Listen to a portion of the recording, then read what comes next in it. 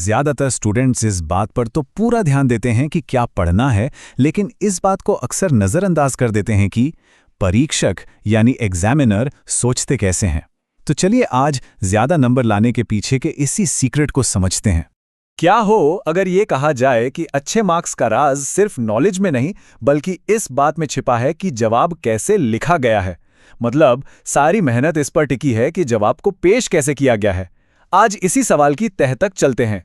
अच्छा, एक situation imagine कीजिए। दो स्टूडेंट्स हैं, दोनों की तैयारी एकदम बराबर है, तो ज्यादा नंबर किसे मिलेंगे? जवाब बिल्कुल साफ है, उस स्टूडेंट को जो परीक्षक के दिमाग को पढ़ना जानता है। देखिए, यह सिर्फ नॉलेज का खेल नहीं है, यह स्ट्रैटेजी का खेल है। तो फिर देर किस बात की, चलिए सीधे एग्जामिनर के मन में झांकते हैं। आखिर एक कॉपी जांचते समय उनके दिमाग में असल में चल क्या रहा होता है। सबसे पहली बात, एग्जामिनर कोई रोबोट नहीं है, वो भी एक इंसान ही है। जरा सोचिए, उन्हें 100 से 300 या उससे भी ज्यादा कॉपियां चेक करनी है।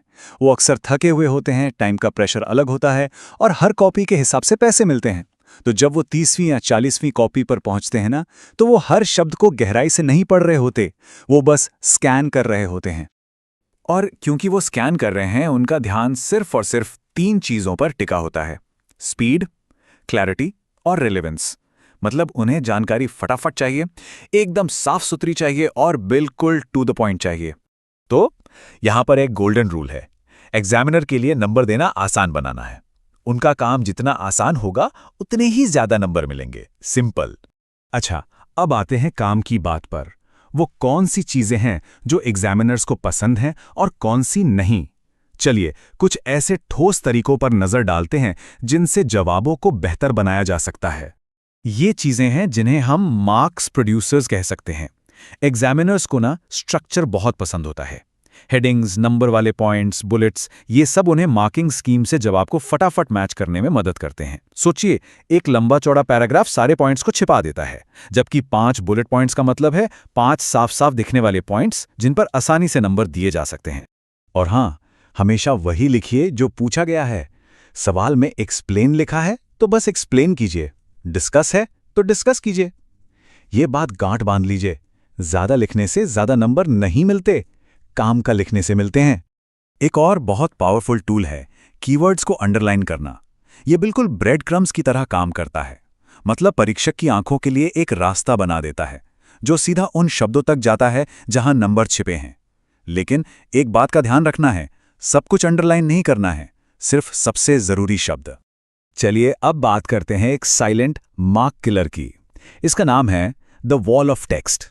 मतलब बिना किसी पैराग्राफ, हेडिंग या पॉइंट्स के लिखा गया एक लंबा घना जवाब। यह परीक्षक के लिए दिमागी तौर पर बहुत थकाने वाला होता है और यह आपके सारे अच्छे खासे पॉइंट्स को अपने अंदर निगल जाता है। और इसका नतीजा क्या होता है? सिंपल है, अगर एग्जामिनर को जवाब समझने में जरा भी दिमागी मेहनत करनी पड़ी तो वो नहीं करेंगे। वो बस एक एवरेज सा स्कोर देंगे और अगली कॉपी पर बढ़ जाएंगे।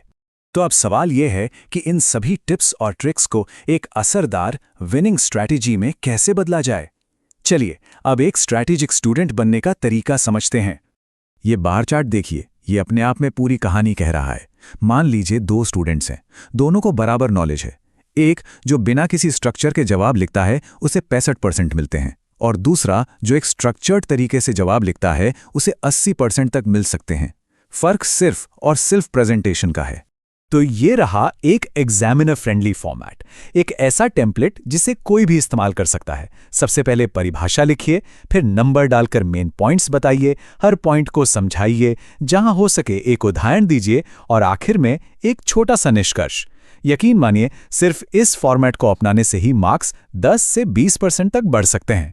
एक और जरूरी बात ये समझना होगा कि हर एग्जाम अलग होता है। स्कूल के टीचर स्टूडेंट को जानते हैं, वो कोशिश की सराहना करते हैं।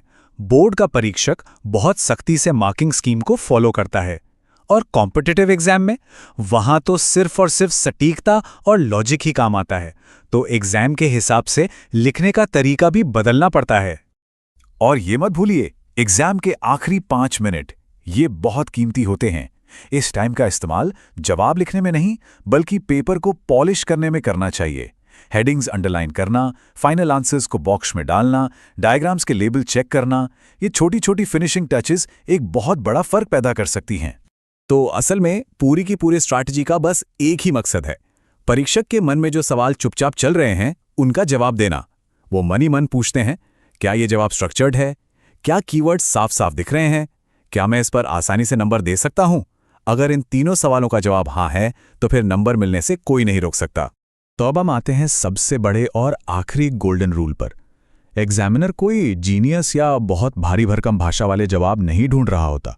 नहीं, वो तो कुछ बहुत ही बेसिक, बहुत ही बुनियादी चीजों की तलाश में होते हैं।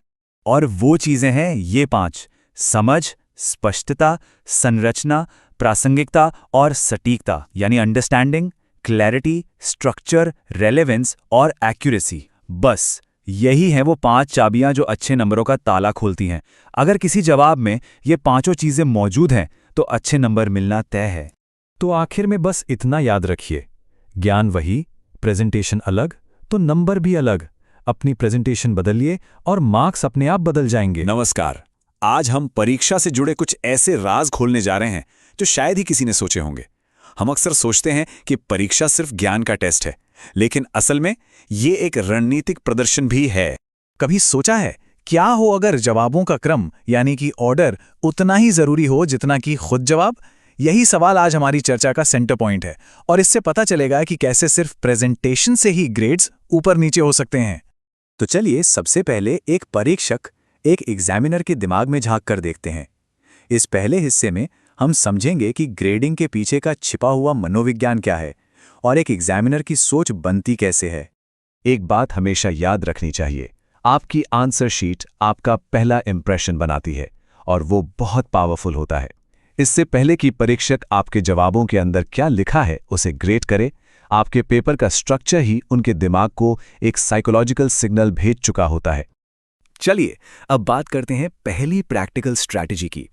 ये इस बात पर है कि कैसे सवालों का जवाब एक सही क्रम में देने से ज्यादा मार्क्स मिल सकते हैं। तो एक सिचुएशन इमेजिन करते हैं, 2 स्टूडेंट्स हैं, ए और बी। मजे की बात यह है कि दोनों को सारे सवालों के जवाब आते हैं, बिल्कुल बराबर। लेकिन स्टूडेंट ए अपने जवाब एक क्रम में लिखता है, 1 2 3। वहीं स्टूडेंट बी को जो सवाल सबसे अच्छे से आता है वो उसे पहले लिखता है, मतलब बिना किसी क्रम के। और नतीजा आपको शायद यकीन ना हो, यहां लिखा है परीक्षक अनजाने में ना चाहते हुए भी स्टूडेंट ए को बी से ज्यादा नंबर देगा। सोचिए, सिर्फ सही क्रम में लिखने की वजह से एक अनजाने में होने वाला पक्षपात, एक बायस स्टूडेंट के फेवर में काम कर जाता है। लेकिन सवाल यह है कि आखिर ऐसा होता क्यों है?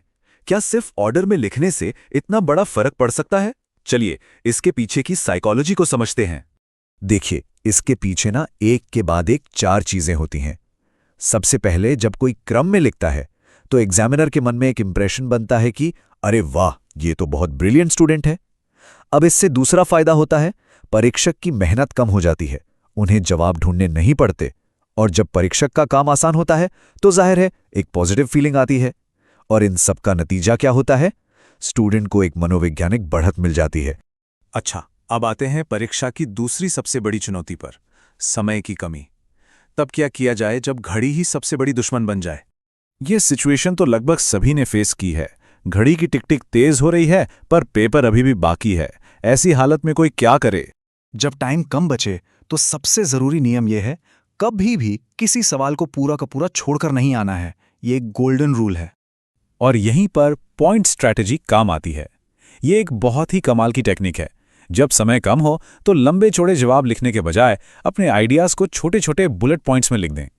ऐसा करने के एक नहीं कई फायदे हैं। पहला, ये परीक्षक को सिग्नल देता है कि हाँ, जवाब पता है। दूसरा, ये उनके समय की इज्जत करता है। तीसरा, परीक्षक ये समझ जाता है कि आपके दिमाग में क्या था, बस समय की कमी पड़ गई। और सबसे जरूरी बात, इससे कुछ ना कुछ नंबर मिलने का दरवाजा खुल जाता है। 0 से तो कुछ बेहतर है। तो चलिए इन दोनों रणनीतियों को मिलाकर ये देखते हैं कि कैसे अपने ज्ञान को सिर्फ ज्ञान नहीं बल्कि एक शानदार परफॉर्मेंस में बदला जा सकता है। तो अगर हम इसे संक्षेप में देखें, हमने 2 बड़ी समस्याओं के 2 आसान समाधान देखे। एक बढ़िया पहला इंप्रेशन बनाना है तो सीक्वेंस स्ट्रैटेजी का इस्तेमाल करें, और अगर समय हाथ से निकल रहा हो तो पॉइंट स्ट्रैटेजी को अपनाएं। और आखिर में सबसे बड़ा सबक ये है, एक परीक्षा सिर्फ इस बात का टेस्ट नहीं है कि आप क्या जानते हैं, यह इस बात का प्रदर्शन है कि आप जो जानते हैं उसे कितनी अच्छी तरह पेश करते हैं। तो आप जब ये राज पता चली गए हैं तो सवाल ये उठता है कि आप अपनी अगली परीक्षा में इस मनोवैज्ञानिक बढ़त का इस्तेमाल कैसे करेंगे। इस पर सोचिएगा जरूर।